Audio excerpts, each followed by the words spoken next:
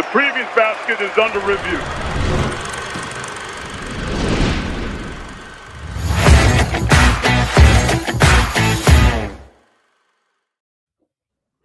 We make a lot of videos on Scout Team about teams that are having amazing years. And in many cases, they're elite programs that have been building towards a season like this for a while. But this one's unique, Fawcett, because we get to talk about a team that very, arguably is having the best season its program has ever had. The Nebraska Cornhuskers, freshly into Ken Palm's top 20 after a upset win at Illinois. Talk about a 7-day stretch that they just had. You beat your in-state rival Creighton by 21 at home. You embarrass them. You turn around, you beat Wisconsin by 30. Again, one of the standard bearer programs in this conference. And then you go on the road against an Illinois team that I think people believe has national title potential and win that game on a buzzer beater. I know their radio broadcaster said he was going to pass out after seeing that Jamarcus Lawrence shot. I was shocked as anybody else. It was an unbelievable shot, but when the vibes are good, the vibes are good. And this is a team that whether they had beaten Illinois or not, I think would have been worth zooming in on, because not only what they're accomplishing, but how they're doing it with the skill level and the shooting and the style of play is very unique, and probably a good lesson for a lot of teams and coaches thinking about maybe adapting to a different style of personnel than maybe they've had in the past. Yeah, there's something, like you said, how good the vibes are. There's something that's really special about just how this did break for them scheduling wise. They obviously had a number of high major games, but they probably didn't know exactly what Oklahoma was going to look like. Probably thought maybe thought Kansas State would be a little bit better. Probably thought Creighton would be a little better. But for everything to kind of crescendo to their last marquee game here of the month to go and have it be Illinois on the road, and to have that kind of major win that had kind of every element of joy that can come from a win. Like they had the surge that gave them a solid lead that made it feel like they didn't steal this game. They really controlled a lot of it, but then ultimately they still had that moment of just catharsis of winning it at the buzzer in the way they did. So I can't think of a better way to end their month and kind of go into, I think they've got a couple of bye games here to keep things going, but the way that they've done it, like you said, with not just a bunch of really good wins, not just doing it in style with blowout wins in a lot of instances, but doing it in a way that is very aesthetically pleasing to watch with a lot of players that, I don't mean to, speak down on any of these guys. And they certainly have some guys at the top that right now everyone would want, but guys that were in the portal at one point and didn't get recruited at the top kind of schools available, or some guys that probably coming out of high school were not looked at a lot of other Big Ten teams. And now they're playing at a high level. So that's really fun too. Yeah, and we can start with the shooting. I think that's the thing that drives everything for this group. They take over 50% of their shots from three, and they have just burners up and down the roster. We'll talk about Rienk Mast, who's maybe the best shooting big in the country. But Lawrence, who made the buzzer beater, obviously was red hot. Braden Frager shot it really well. But Price Sandfort was absolutely ridiculous, particularly in that first half against Illinois when he had 26 points in the first half. He had a stretch where he had 26 points and a foul, and those were his only statistics. And as a guy who always dreamed of shooting it at that level, that has to be the greatest half of all time for that guy. So they put a lot of pressure on you with the way that they shoot the basketball and the way that they move without the ball, which I think is really, really fun to watch. I think a lot of people will know about some of the trends in the NBA right now, and with the Miami Heat, who are not running many pick and rolls, and you're seeing the kind of pick and roll usage go down at the NBA level. Nebraska is one of the teams at the college level that does not run a lot of pick and rolls. They put you into binds by running so much off ball action and so many pin downs and flares. And to have a guy like Sandford, who's got that ability to read screens, come off them in different ways, get his shot off against just about anyone with his height. It's a lot of fun. And you see these plays where it's not like he's going at breakneck pace here, but it's almost like the way that he's going so slow, he could sit behind the screen and shoot the three, or he could curl it because he like gives defenders a chance to recover, take away that pin down, and then he curls it. And then suddenly you're just like, how did this guy get an open three and then a layup off 2 consecutive screening actions? And then the other thing that I think they do so well, as you'll see in the last couple of these clips, is anytime a cutter goes towards the rim, as they are exiting, they're going to get a pin out from someone else. So it's not just simply a cutter goes through and then respaces, usually in the opposite corner. The cutter is going to go put some pressure on the rim. And as he leaves, whatever side of the floor he's on, someone is going to come in from the perimeter and pin in for that player. So it's like doubling your scoring actions, getting a possible cut, then getting a pin out. And that's why you look at all these actions and you're like, wow, it looks like they have to guard so much on the same possession. And then, of course, once you have these situations where there's so many screening actions for shooters, there's all these opportunities for slips to the rim and cutting. And you've got players like a Mast that are very much known for their skill, their perimeter ability, their bully ball capabilities. But it's also like these guys are savvy cutters. So you start to like look at all these dominoes of like shooters coming off screens. Then there's cutters. Then there's guys pinning in for cutters as they exit. Then those guys are slipping. That's why you're seeing that they are so difficult to guard. And for a lot of these defenses that are used a lot more to guarding a little bit more high ball screen or a little bit less screening action, because screening hasn't been at an all-time high in college basketball, then you play this Nebraska team and it is so different than what so many teams have seen, and it makes it even more hard to guard. But yeah, it is just very aesthetically pleasing basketball. Yeah, and I think the other thing that's really important when you think about what they've been able to accomplish offensively is that like they have so many guys on the floor that can dribble, pass, and shoot, right? Like, and maybe their point guard play coming into the season was a question mark, but it's not just that Hoiberg's been really good. Like every guy they have on the floor has a level of feel and skill, right? Like Berke Butenchel is someone who at least can think the game a little bit. Mast is a phenomenal passer for a big guy. Frager makes good decisions for the most part when he catches it. Price Sanford has a 4.1% turnover rate this season. Now, part of that is that Price Sanford is shooting every ball he can when he's catching the basketball, but he makes great decisions. And I think when you have guys that play unselfishly, that want to share the basketball, you get an offense that just really puts you in a lot of binds because it's never sticking. They will continue to pile on these actions upon actions and really put you in difficult positions. And even when you feel like you've defended them really well, they have enough pure shot making to just break you. And I thought there was a Mast 3 in that second half against Illinois where Illinois was making a push. They got teed up. Big Z got teed up for staring somebody down after a dunk. And so now it goes from, I think, 3 to 5. And then Illinois defended a possession wonderfully, and Mast hits like a step back 3 with 8 on the shot clock or something like that. When you play these teams that already put you under so much pressure, and then you stack on top the shot making, I mean, it just crushes you. And I know you also wanted to point out some of the things they do really well in transition, which I think is another really valuable part of this offensive recipe for them. Yeah, so this is something that you talked about, just absolutely frustrating their opponents. This is something that absolutely frustrates their opponents. So one kind of number that'll jump out if you just look at their KenPom page, that there's definitely some story behind it. And once you see how they play, you see why they do this. But Nebraska is 284th at the time of recording in offensive rebounding percentage. So they do not really offensive rebound. And it's not just like, oh, they don't have guys that are capable of doing it, they're not athletic enough. It's not that. It is that they have made, or perhaps it played somewhat a role, but they don't just try to get offensive rebounds. Anytime a shot goes up, they just get back in transition defense. So watch as this 3 goes up on the rise of the shot.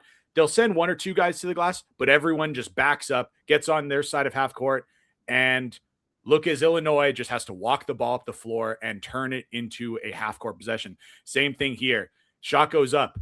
No numbers at all because there's 3 Nebraska players that have already dropped back. And a team like Illinois that wants to run and wants to get shots in the first 8 seconds of a possession, suddenly they're bringing the ball up the floor and they see a wall of Nebraska players and they're not able to do what they want. And when you look at some of the advanced numbers, you'll see that Nebraska just does not have to play against many transition possessions. They're well below the national average in terms of transition possessions against. And it's because they just don't give other teams the possibility to do it. They don't they don't put themselves in situations where they don't have numbers. And as you start to see kind of the profile of a game like this against Illinois, who is fantastic in transition, just didn't have the opportunity to do that. And when you look at some of the other teams that Nebraska has beat, they're good in transition. Then they played Nebraska. They just didn't have the opportunity to do that. And that's the other way that I think they like sneaky frustrate their opponents, is they really bring down the pace of play, really bring down the ability to get transition opportunities. And they do that with their kind of lack of offensive rebounding. And it's something that I think once you see it, you can't really unsee it now that you watch Nebraska. And I think that that's a way that they have kind of controlled games, made it a let's trade half court possession style. And that's what they're very, very good at, for kind of the reasons we looked at earlier with their screening actions, with the play of Mast, which we'll talk a little bit more later. Like, and if you can dictate your will in terms of pace and style of play, that's a huge start to winning anything in college basketball. And that's another major success for Nebraska so far. Yeah, two things there. Number one, it's a good example of the difference between playing fast and playing with pace. Like, their offense plays with tremendous pace, and they actually are not a slow offensive team. You know, they're top 80-ish in possession length offensively. Defensively, they're one of the slowest defensive tempos, and that's again because they're keeping people out of transition. So they're a team that is controlling tempo without playing super fast or super slow, which I think is interesting. The thing I would ask you, and I saw there was a lot of discourse about this in the NBA this week. There was a big story that came out. I want to say it was in The Athletic. I apologize if it was somewhere else, about offensive rebounding being the kind of new analytics hack that you have to do. And I think we've probably talked about that on the show a lot with the teams that have had so much success in college, the Floridas, the Arizonas, the Houstons, like all these teams are sending numbers to the glass. So is that something you think is not necessary? I guess, would you advise Nebraska to, in general, be more offensive rebounding inclined, and this is just maybe a response to personnel, or is, in your opinion, it's just a matter of like how you have to decide how you want to play, and they certainly have given that up in exchange for something else. Yeah. So it's actually funny. I have so much to say about this, but on first glance, like, this is actually a rare instance where college basketball, I feel like, was ahead of the NBA, which does not happen in a lot of instances. But even as everyone's talking about, like, wow, look at the Houston Rockets, their offensive rebounding percentage is so high. I was talking to an NBA team about this a couple of weeks ago, and at the time, this was a couple of weeks ago, but it was like the Houston Rockets, their offensive rebounding percentage was like 32 point something or something along those lines, which would still be like 178th in college basketball and like 14th of 20 in the Euro League. Like, even as the NBA is starting to ramp up, it's crazy to still see their offensive rebounding is still well behind the, like, how much in Europe and in college basketball people offense rebound.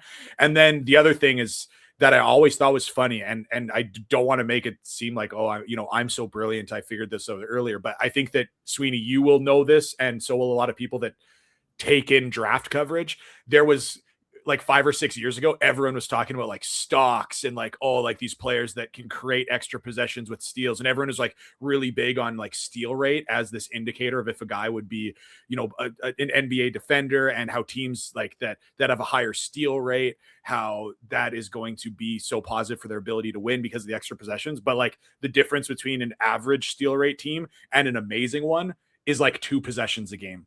Like 2 extra possessions created by their ability to be awesome at creating steals.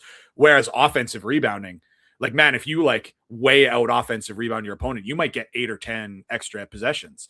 And those aren't just regular offensive possessions. Those are much higher points per possession opportunities because of the immediate putback, which is always a really high percentage chance if you can get it, or those kick out threes off an offensive rebound. Those are daggers. We know that. So I do think still there is a ton of value in offensive rebounding. It kind of is funny to me that it took so long for the NBA to get into it, though.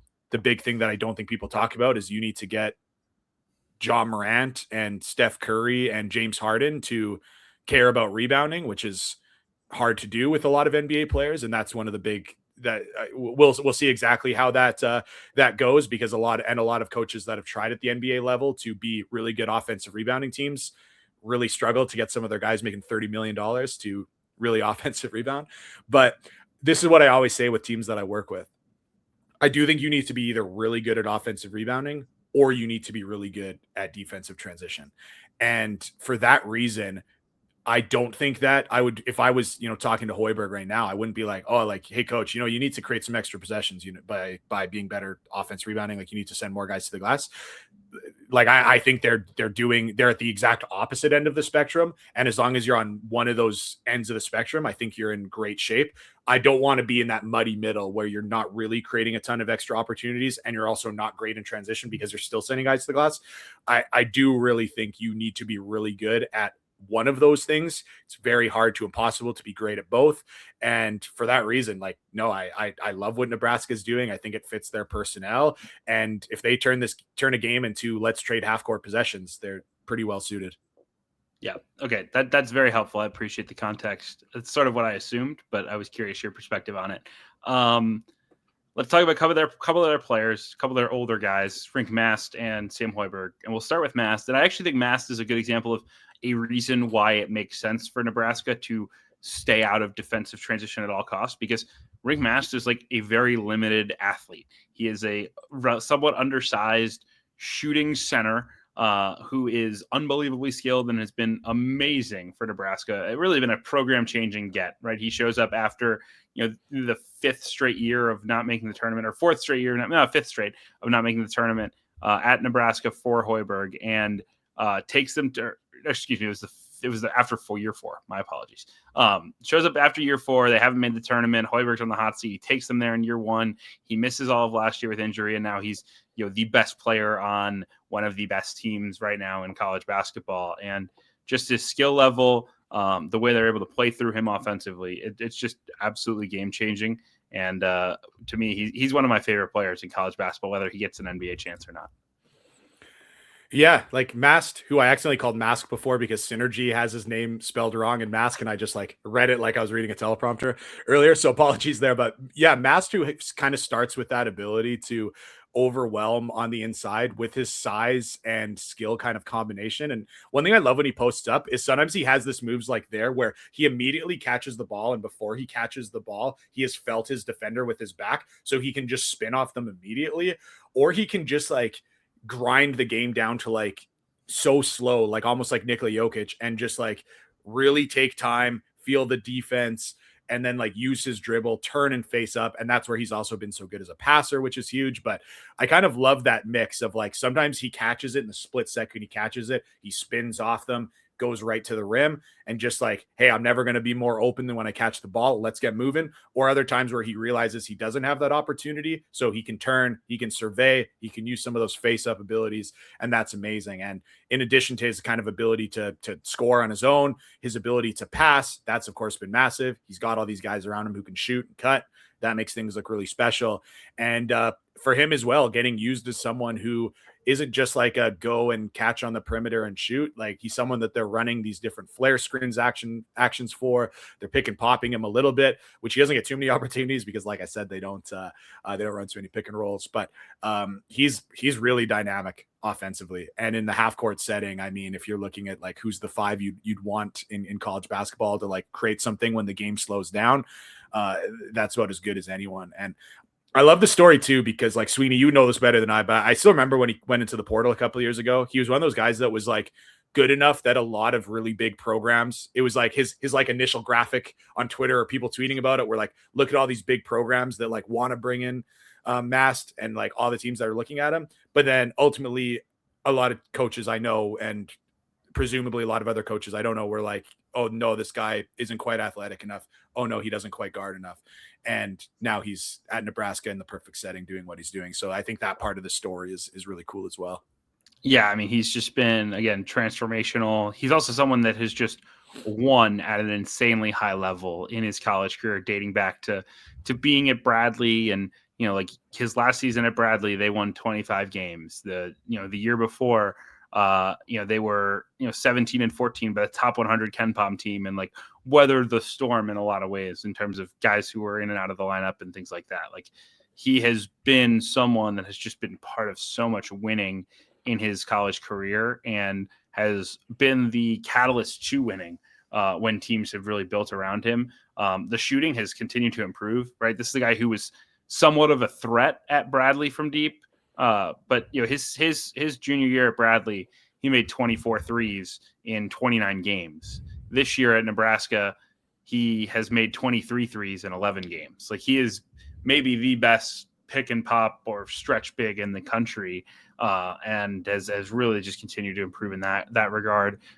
He's more mobile now, coming off of the knee surgery. It really bothered him 2 years ago. But it's just been a fun story to watch. And again, someone that has totally changed what Nebraska is as a team and as a program right now. So very impressive. And then another guy who's been very much part of the shift for this Husker program is Fred Hoiberg's son, Sam. And I think it's a really hard place to be as a player, to be the coach's son. I think you get a lot of outsized criticism when things aren't going well.